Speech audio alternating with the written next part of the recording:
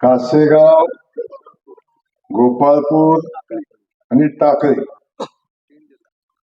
3 जिल्हा परिषद गटाचं भविष्य येणाऱ्या 5 वर्षासाठी आपण कुणाच्या हातात देणार आहे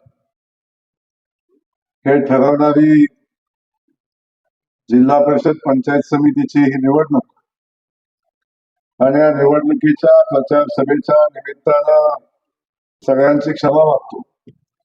आपण सगळे मान्यवर तोलामोलाच्या, त्यासोबत या ठिकाणी उपस्थित असलेले नागमोलाचे पुढे बसलेले माझे सगळे सहकारी बांधव, युवक मित्र, ज्येष्ठ नागरिक आणि आपण सगळे पत्रकार बांधव, आपल्या सगळ्यांना माहिती आहे ही निवडणूक लढत असताना या निवडणुकीच्या ह्या सभा कशासाठी होतात, या प्रचाराचा कालखंड कशासाठी असतो, एवढ्या मोठ्या प्रचाराच्या गाड्या हँडबिल आपण का काढतो, याला कारण आहे की पाठीमागच्या 5 वर्षामध्ये आपल्या पक्षानं काय काम केलं, ज्यांच्यावर आपण जबाबदारी दिली त्यांनी 5 वर्षामध्ये काय काम केलं हे इथे येऊन सांगावं. आणि भविष्यामध्ये येणाऱ्या 5 वर्षामध्ये आम्ही काय करू हे सांगून वास्तविक पाहता मतदान मागायचं असतं.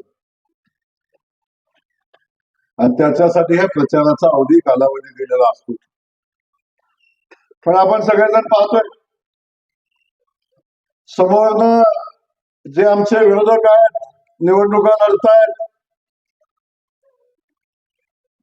यांच्याकडे कोणता अजेंडा नाही, कुठला विकासाचा नाही, 5 वर्षापूर्वी काय केलं म्हणून नाही, 5 वर्षात निवडून आलं तर आम्ही काय करू हे सांगणारा कुठलाही अजेंडा यांच्याजवळ नाही. यांनी इकडे यायचं, प्रचार सभा घ्यायची, बैठका घ्यायच्या आणि कुठं समाधान दादावर बोलायचं, कुठं ठळक मालकांच्यावर बोलायचं, कधी कल्याणकारांच्यावर बोलायचं, यांच्यावर टीका करायची. एवढा एकमेव अजेंडा या सगळ्या मंडळीचा आहे. मला त्यांचा सवाल आहे, या निवडणुका जिल्हा परिषद पंचायत समितीच्या आहेत, या गटातल्या त्या गटातल्या विकास कामाच्या संदर्भात चर्चा झाली पाहिजे, त्याच्यावर चर्चा होईल, त्याच्यावर भाषणं होतील का या सगळ्या विरोधकांचा पुढचा सगळ्यात मोठा प्रश्न आहे समाधान दादा, परिचारक मालक, कल्याणकारे यांच्यावर येतात टीका करत राहतात.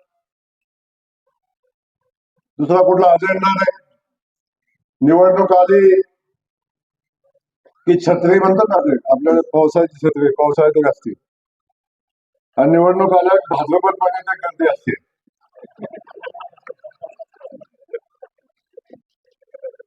आहे का तुमच्याकडे असतो का भाजपा? तशी निवडणूक आल्यावर करायची तयार. 2009 साली ज्याला बघितलं, 21 साली ज्याला बघितलं, तो गडी 21 ची निवडणूक झाला, जो गायब झाला तो 24 ला उभावला. 24 ला गायब झाला, ते पंढरपुरात दिसला, आणि पंढरपुरात गायब झाला तो आता जिल्हा परिषदेला दिसला. मध्ये आधी यांचं काही काम नाही. जनता कुठं आहे, रस्त्याचं काम झालं का, डीपी बसला का, लाईट आहे का, पाणी मिळतंय का, काही संबंध नाही लोकांचा. आली निवडणूक, 8 वर्ष झाली, 7-8 वर्ष झाली, मालक स्वतःच्या कर्तृत्वाचं हे काम सांगायला नाही माणसाचं. जायचं, नादाने असं केलं, यांनी तसं केलं, आणि मग अन्याय झाला. कसला अन्याय झाला, कसला अन्याय झाला? जनतेशी कधी यांचं देणं घेणं नसणारी ही माणसं पुन्हा पुन्हा निवडणूक आले की येतात आणि आपल्या पुढे मतं मागतात, आणि आपण पण त्यांची सभा ऐकतो, आणि अर्धा टाइम आमचे नेते त्यांच्यावर बोलतात. अरे हा छोट आहे, त्यांच्यावर बोलून आपला वेळ वाया घालवू नका. आपण प्रचंड मोठं काम आपल्या मतदारसंघात दादा तुम्ही उभं केलंय, मालक तुम्ही या भागामध्ये एवढं मोठं काम केलंय, त्या भागातल्या लोकांचे प्रश्न सोडवत असताना ताकदीने या लोकांच्या पाठीशी उभं राहताय, या लोकांची सेवा करताय. आणि एवढं करत असताना त्या लोकांना महत्व देऊन त्यांचं महत्व वाढवूच नका, हा पहिला विषय.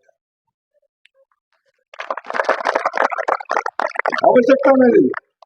आपण सांगा, आपण आज आज आपण ही निवडणूक चालू आहे, ही निवडणूक जिल्हा परिषदेची आहे, ही निवडणूक पंचायत समितीची आहे, ही निवडणूक भविष्यात येणाऱ्या ग्रामपंचायतीच्या निवडणुका येतील, त्या निवडणुका होतील. आणि ह्या सगळ्या संस्था आहेत, या सगळ्या संस्था आमच्या ग्राम विकास खात्याच्या अंतर्गत चालतात. कशाच्या अंतर्गत? ग्राम विकास खात्याअंतर्गत चालतात. आणि ग्राम विकास खात्याच्या माध्यमातून या गावगाड्यातल्या प्रत्येक विकासाचं काम होतं. ग्राम विकास सोडून दुसरा कुठलाही फंड या खात्या ग्राम विकासामध्ये अगदी अपवादात्मक येतो, त्याला ग्राम विकास खात्यातून सगळा फंड येतो. मुख्यमंत्री सडक योजना ग्राम विकास खात्याची, पंतप्रधान सडक योजना माझ्या खात्यातूनच येते. 30-54 माझ्याकडं, 50-54 माझ्याकडंच, 25-15 माझ्याकडंच, गावचं गटर माझ्याकडंच, गावचा रस्ता माझ्याकडे,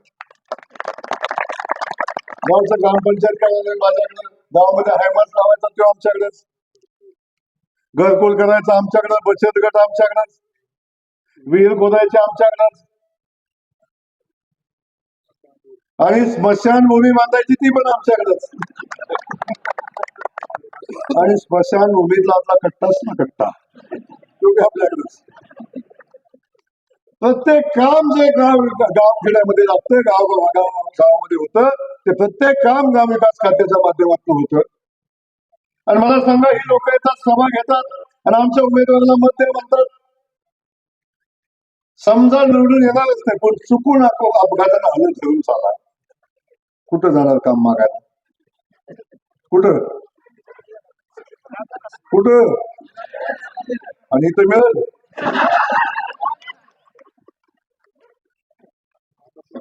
कुणाकडे जाणार, कुणाकडे काम मागणार? करतात रात्री फोन, भाऊ बघा की जरा गावात माणसं येऊन देणार.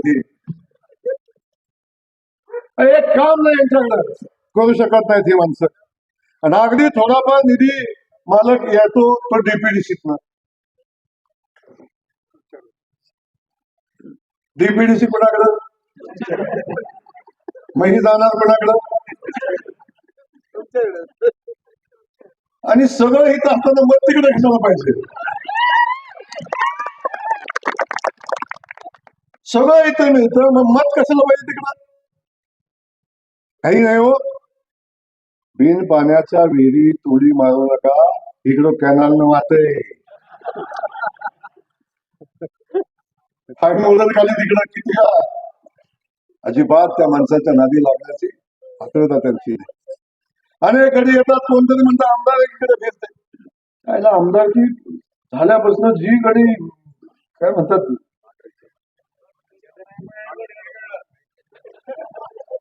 गडी लँडच झालं नाही, लँडच होईना, अजून पण लँड होईना. सातत्यानं विमानात आहे गडी. अरे आमदार झाल्यावर नुसती भाषण करून नाही चालत, ऍक्टिंग करून नाही चालत, लोकांच्यासाठी काम करायला लागतं. अजून वर्षभरानं माणसं गावात नाही येऊन द्यायची बाबा तुला. किती दिवस ऐकतील? आल्या का असं झालं, आल्या का तसं झालं, आल्या का असं होईल, हे किती दिवस लोक ऐकणार? कोण ऐकत नाही. काही दिवसापुरता मर्यादित हा विषय असतो. पण माझं सांगणं आपल्या सगळ्या मंडळीला आहे की ग्राम विकास खात्याच्या माध्यमातून सरकारमध्ये अगदी केंद्रापासून राज्यापासून अगदी सोलापूर पर्यंत भारतीय जनता पक्ष माहितीचं सरकार आहे. मधील गडी म्हणायला लागणार हे नेमकं हायतरी कुणावर कळणच झालेत मला.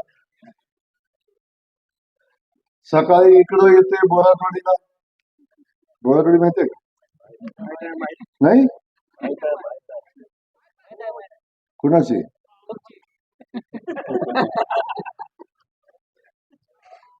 सकाळी बोराटवाडीला, दुपारी अकलूजला, संध्याकाळी देवगिरीला, मध्यरात्री वर्षा, स्थिरच नाही कुठं, आणि सगळीकडे म्हणते मी तुझीच.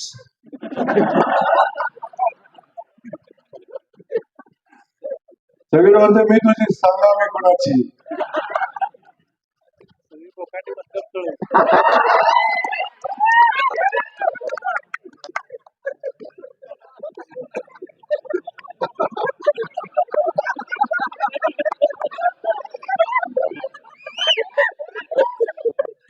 वजनदार गेले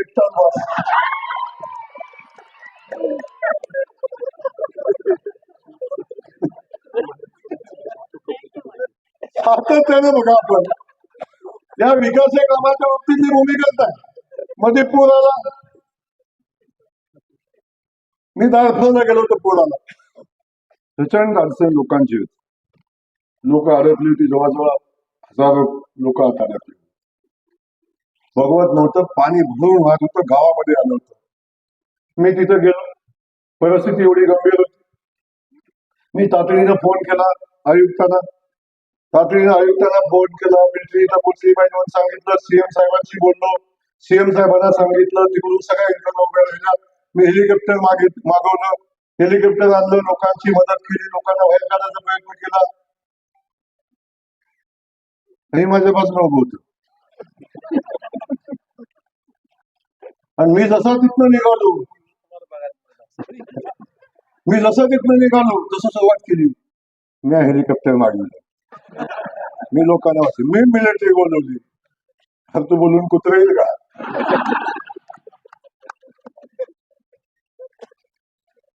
या सगळ्या गोष्टी आपण बघितल्या. म्हणून मला आपल्याला सांगायचं या ठिकाणी आहे की बाबांनो, आता विकासाचं राजकारण केलं पाहिजे. आम्ही सगळी मंडळी आता इथं बसलेले आहे. आज डीपीडीसीच्या माध्यमातून, ग्राम विकासच्या माध्यमातून, अगदी पाणी योजना असतील, जनसंपर्क खात्याच्या माध्यमातून या सगळ्या गावखेड्यातल्या सगळ्या लोकांना ताकद देण्याचं काम आपल्याला करायचं. जे प्रश्न सातत्यानं लोकांच्या समोर येतात ते प्रश्न सोडवायचे. मी सातत्यानं आज फिरतोय, मला सांगोला गेलो, मुंबईला गेलो, आता पंढरपूर भागात आले. ज्या ज्या ठिकाणी जातो त्या त्या ठिकाणी शेतकऱ्यांचे पाण्याचे प्रश्न आहेत ते सोडवतोय आपण वेगानं. पाण्याचे प्रश्न आदरणीय मुख्यमंत्री महोदयांच्या आपण मार्गदर्शनाखाली, त्यांच्या कल्पनेतून आपण सोडवत चाललोय. अख्खा महाराष्ट्र दुष्काळमुक्त झाला पाहिजे हा संकल्प आपल्या मुख्यमंत्र्यांनी केला आहे. हजारो कोटी रुपयाचा निधी आज पश्चिम महाराष्ट्रातल्या दुष्काळी भागातल्या शेती पाण्यासाठी आज येताना आपण पाहतोय. जसं जसं पाणी येतंय तसं तसं आमच्या लाईटवरचा बोजा वाढतोय. गावागावात आम्ही जातोय, गावात गेलं की लोकांचा एकच प्रश्न आहे, भाऊ मोटर चालत नाही, भाऊ लाईट कमी पडते, ऍडिशनल डीपी पाहिजे, नवीन डीपी पाहिजे. असे अनेक प्रश्न लोकांचे आहेत. मला सांगा, ते आमदार आहेत आणि कोण म्हणतोय मी नेता आहे, त्याला सांग म्हणा तू एक डीपी बसून दाखव, एक डीपी बसून दाखव. या लोकांना आवश्यकता आहे या ठिकाणी या सगळ्या पायाभूत सुविधा उभ्या करण्याची, ज्या गरजेच्या गोष्टी आहेत ते करण्याची. आता आम्ही निर्णय घेतला, सकाळपासून बघतोय मी, आणि मालक आता ग्राम विकास खात्याच्या माध्यमातून एमएससीपी डीपी देते. आतापर्यंत डीपीसीतनं आम्ही निर्णय घेतलाय.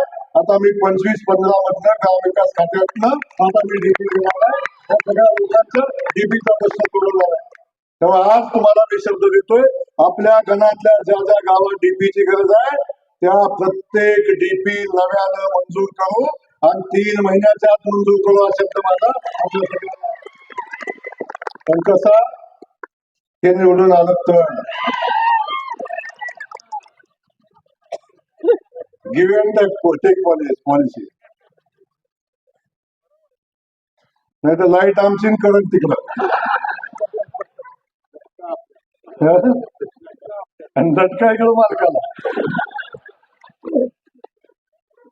या भागातल्या सगळ्या लाईटचा विषय असेल, एमएससीबीचा विषय असेल, आणि हे सगळे प्रश्न डीपीडीसीच्या माध्यमातून सुटतात. निधी कमी आहे म्हणून आम्ही शासनाकडे निर्णय घेऊन आता डीपीचा प्रश्न सोडवतोय. पाणी योजना पण या वेगानं पुढे जात आहेत. मंगळवेढ्याची पाणी योजना पुढे गेली. या भागातल्या सगळ्या पाणी योजना आता वेगानं पुढे जात असताना या भागातल्या सगळ्या शेतकरी बांधवांच्या बांधापर्यंत पाणी देण्यासाठी आवश्यक असणाऱ्या सगळ्या गोष्टी आम्ही शासनाच्या माध्यमातून करतोय. सातत्यानं मुख्यमंत्री महोदयांची भूमिका आमच्यासाठी असते की दुष्काळ ज्या ज्या ठिकाणी दुष्काळ आहे त्या भागातल्या लोकांना शेतीला पाणी पोचलं पाहिजे. आपण बघतो नदीकाठच्या भागामध्ये असंख्य अडचणी आजही शेतकरी बांधवांच्या आहेत. कॅनॉल आहे तिथे अजून काही भागामध्ये पाणी पोहोचत नाही, त्या ठिकाणी जोड कालव्याची आवश्यकता आहे. या सगळ्या गोष्टी करण्यासाठी आपल्याला भारतीय जनता पक्षाच्या पाठीशी उभं राहायला लागेल. कोणी येतंय, कोणी सांगतंय, काही बोलतंय, त्यांच्याकडे काम करायचं एकही साधन त्यांच्याकडे नाही, एकही साधन नाही. माझा सवाल इथला आहे, 5 कोटी रुपये आमदार फंड आहे, 5 कोटीपेक्षा 1 रुपयाचं काम जर अधिकचं केलं तर सांगा, 1 रुपयाचं काम दाखवा मला. काय करणार आहे? मी सांगतो, तुम्ही आमच्या जिल्हा परिषद सदस्याला निवडून द्या,